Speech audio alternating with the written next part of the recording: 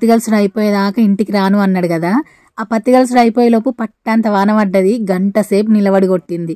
ఇక ఏం చేయలేక పాపం వచ్చిన కైకిల్లోళ్ళు వాళ్ళ ఇంట్లోకి అల్లు వేయరు, నాన్న కూడా ఇంట్లోకి వచ్చిండు. ఇక వాన కొట్టేసినాక చెల్లె ప్లేట్ల రాఖీలు, స్వీట్స్, బొట్టు అన్ని పెట్టింది. ఫస్ట్ టైం నా బిడ్డ వాళ్ళ తమ్ముళ్ళకి రాఖీ కడుతుంది. వీళ్ళు పుట్టినప్పటి నుండి యూపీలోనే ఉన్నారు. ఈ మధ్యనే హైదరాబాద్కి షిఫ్ట్ అయ్యారు. ఇప్పుడు దగ్గరనే ఉన్నారు కాబట్టి ఇప్పటి నుంచి ప్రతి సంవత్సరం కడుతుంది. వీళ్ళకి రాఖీ కట్టేటప్పుడు ఫుల్ ఫన్ ఉండే, అసలు ఎంత అల్లరి చేసిర్రో. ఆ వీడియోని అట్లనే ఉంచుదాం అనుకున్నా, కాకపోతే కొంచెం లొల్లి ఎక్కువ ఉంది. మీకు విన్నా అర్థం కాదు, అక్కడ ఉన్న మాకు మాత్రమే అల్లరి అర్థమవుతుంది, మీకు అర్థం కాకపోతే ఎట్లుంటుంది. అందుకనే దాన్ని మ్యూట్ చేసిన. కాకపోతే వీళ్ళ అల్లరి పెద్దయిన తర్వాత చూసుకుంటే మస్తు మంచిగా ఉండేది.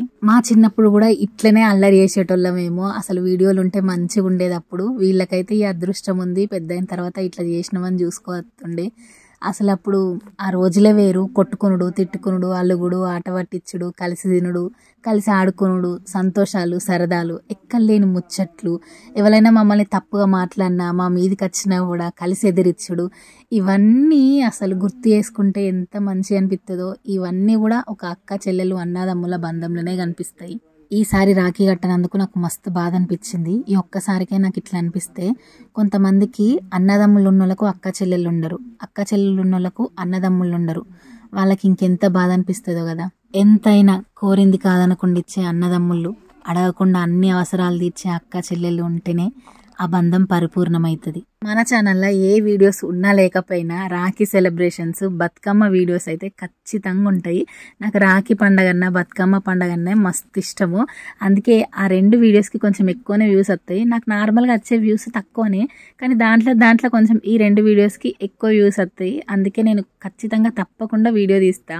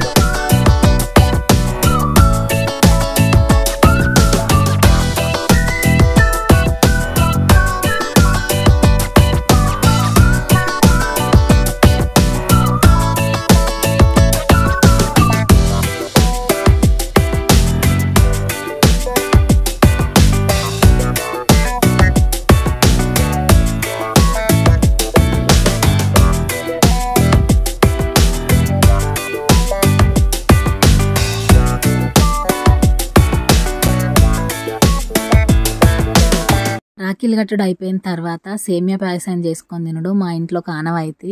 అందరం కూర్చుండి సేమియా పాయసం తిన్నాము. ఇక్కడ వర్షం కొట్టుట్లా బట్టలన్నీ ఇంట్లో ఆరేసినామని చూపిస్తున్నా. మా ఇంట్లో మొత్తం బట్టలే ఉంటాయి. వచ్చినప్పటి నుంచి వర్షమే పడుతుంది, ఎక్కడ పడితే అక్కడనే ఆరేసింది మా వీడియోని. ఇంతవరకు చూసిర్రంటే ఎంతో కొంత నచ్చే ఉంటుంది. వీడియో నచ్చితే లైక్ చేసి, కొత్తగా ఛానల్లోకి వచ్చినట్టయితే సబ్స్క్రైబ్ చేసుకోర్రి.